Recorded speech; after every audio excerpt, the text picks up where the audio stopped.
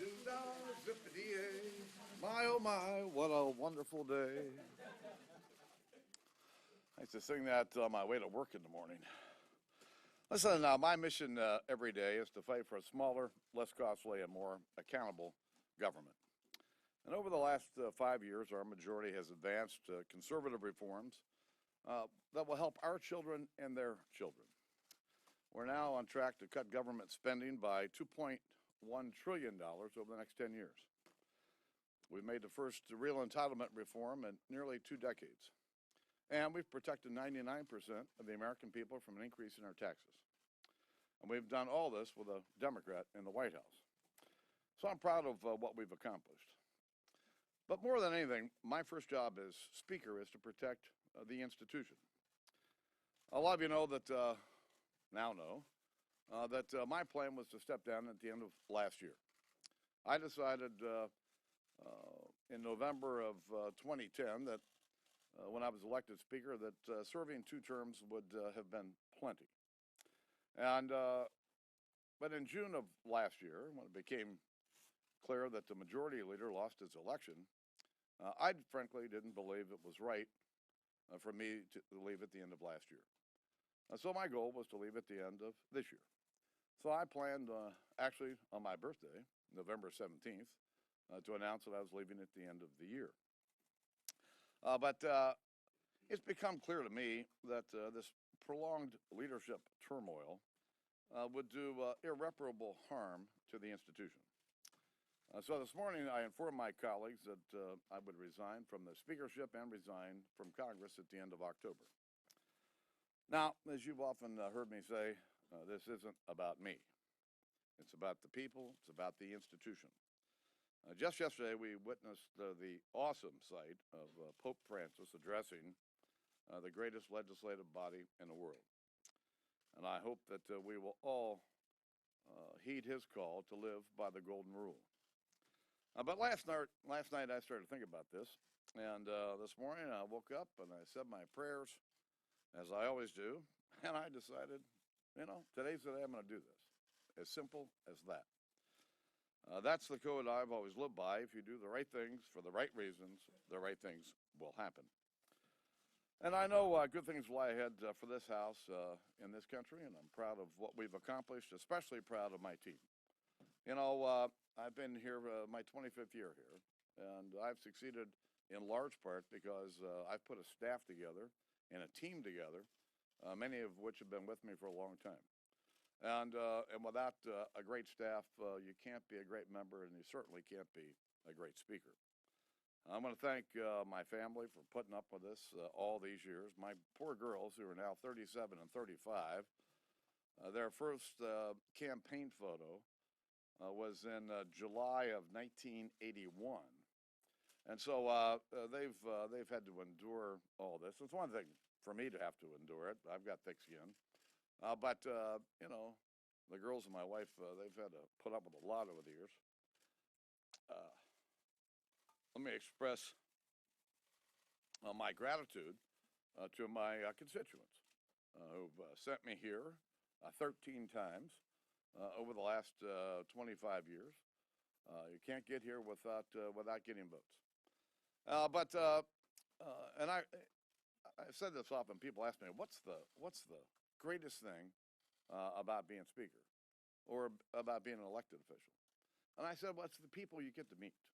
I've met tens of thousands of people in my own congressional district that I would never have met, other than the fact that I decided to run for Congress. And over the years, as I've traveled on behalf of my colleagues in the party, I've met tens of thousands of additional people all over the country. And you meet rich people, you meet poor people, you meet interesting people, probably a few boring ones along the way.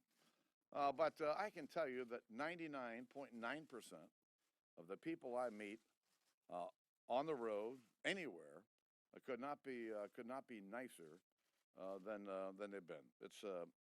It's been wonderful. It's been an honor to serve in this institution. And with that, all right, Junior, go ahead. Speaker Boehner, you were noticeably overcome with emotion yesterday. Really? With Pope Francis. What a surprise. I'm curious, as if you've reached this decision last night if the grace of Pope Francis led you to this decision? No. Yesterday was a wonderful day, really was. And was I emotional yesterday? I think I was. Uh, I was really emotional in a moment that really no one saw. As the Pope and I were getting ready to exit the building, we found ourselves alone. And the Pope grabbed my left arm and said some very kind words to me about my commitment to kids and education. And the Pope puts his arm around me and kind of pulls me to him and says, "Please pray for me." Well, who am I to pray for the Pope? But I did. What was it? Listen, it was never about the vote, all right? There was never any doubt about whether I could survive a vote. I don't want my members to have to go through this. I certainly don't want the institution to go through this. And so, especially when, I knew I was thinking about walking out the door anyway. So it's the right time to do it, and frankly, I am entirely comfortable doing it. Mr. Speaker, I've heard you say before that a leader who doesn't have anybody following him is just a guy taking a walk. That's right. I got So- plenty of people following me, but this turmoil that's been churning now for a couple of months is not good for the members, and it's not good for the institution. And if I wasn't planning on leaving here soon, I can tell you I would not have done this. If I may just continue, there are people who are on the right in your caucus and even outside of this institution who have been wanting you to step down for some time, who feel that they have a victory today. Do you feel that you were pushed out? No, the members. I'm glad I made this announcement at the conference with all of my Republican colleagues because it was a very good moment to help kind of rebuild the team. Listen, I feel good about what I've done. I know that every day, I've tried to do the right things for the right reasons and try to do the right thing for the country. How can this not be a moment of turmoil? You said you thought about leaving 2 years ago after Canada, but it was the time you said this would have pitched the House in turmoil. You have to keep the government open in a couple of days, debt ceiling. There's going to be one I'm gonna person be here for described as another- the barn burner of leadership. I'm going to be here for another 5 weeks, and I'm not going to leave. I'm not going to sit around here and do nothing for the next 30 days. There's a lot of work that needs to be done, and I plan on getting as much of it done as I can before I exit. And as a result, though, does that make it easier in some ways to make some tougher decisions, maybe relying on Democrats to keep the government open next week or something? I'm going to make the same decisions I would have made regardless of this. Speaker, you've made no secret of your frustration with some members of your far-right flank and some outside groups. You've used words like knuckleheads and some other words we probably can't use on television. Had you just had enough? And how will anything be different for the next speaker? No. Let me tell you, I would not describe it as having had enough. That's not it at all. When you're the Speaker of the House, your number one responsibility is to the institution. And having a vote like this in the institution, I don't think is very healthy. And so I've done everything I can over my term as Speaker to strengthen the institution. And frankly, my move today is another step in that effort to strengthen the institution. Won't the next speaker face the same thing? Hopefully not. That's my question, Mr. Speaker. How will Washington be different because you leave this institution? What should people watching this expect the House and Congress to do going forward if you're not here? Well, if the Congress stays focused on the American people's priorities, there will be no problem at all. And while we have differences between Democrats and Republicans, the goal here as one of the leaders is to find the common ground. Listen, I talked to President Bush and President Obama this morning. I've talked to all my legislative leaders who I have a very good relationship with all of them. Because at the end of the day, the leaders have to be able to work with each other, trust each other, to find the common ground to get things done. So if the Congress stays focused on what is important to the American people, they'll get along just fine. Can you tell us how your conference reacted to the news?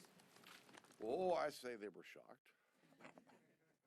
Surprised. Elaborate a little more on that? Maybe how the leadership itself reacted? Yeah, I told Mr. McCarthy about 2 minutes before I spoke what I was going to do. I had to tell him 5 times because he didn't believe me. I said, "You better believe me." Should McCarthy be the next speaker? Listen, I'm not going to be here to vote on the next speaker, but that's up to the members. But having said that, I think that Kevin McCarthy would make an excellent speaker.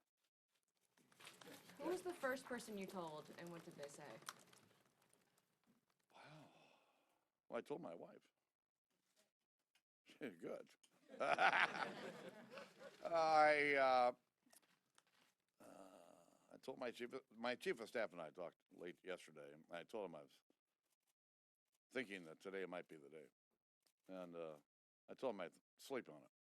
So before I went to sleep last night, I told my wife, I said, I might just make an announcement tomorrow.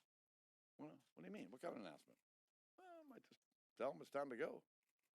So this morning I woke up and walked up to Starbucks as usual, got my coffee, and came back and read, and walked up to Pete's Diner and saw everybody at Pete's, and got home and thought, yep, I think today's the day. So my senior staff was having a meeting at 8:45, and kind of walked in before I opened the house and told them, this is the day. What's going to happen someday. Well, why not today? When the next election might be held? I know. Paul. What advice will you give Kevin McCarthy based on your 5 years? What advice do you give him to avoid the same pitfalls that you've come across? Well, I'll tell Kevin, if he's the next speaker, that his number one responsibility is to protect the institution. Nobody else around here has an obligation like that. Secondly, I tell him the same thing I've just told you. If you just do the right thing every day for the right reasons, the right things will happen. You all know me. My colleagues know me. I'm always straight with them. They may not like the answer they get, but they'll get an honest answer every single time they come to my office. It's just an easy way for me to do my job. You'd originally planned to announce this on your birthday, and if it wasn't the Pope, what factors sort of weighed in on your decision to do this now? Just all this stuff I read about in the paper, and it's. I really don't want the institution hurt, and I don't want my colleagues hurt. I don't want to put my colleagues through all this. For what? So, yes. Speaker, what are you going to miss? Pardon me? What will you miss? What will I miss? Well, of course, all of you. I don't know what I'm going to miss because I haven't missed it yet. But I'll certainly miss the camaraderie of the house. I may tell you another story that was really kind of interesting. Maxine Waters and I, Democrat from Southern California, came here 25 years ago in the same class. Now, there's nothing about my politics and Maxine Waters' politics that's even anywhere close. But yesterday, about 5:30, she called my office. I got a note that she called, so I called her back. And and she said, I've watched you for 25 years here. We came here together and watched your career, and watched you today. And she says, I just want to tell you something. I'm really proud of you.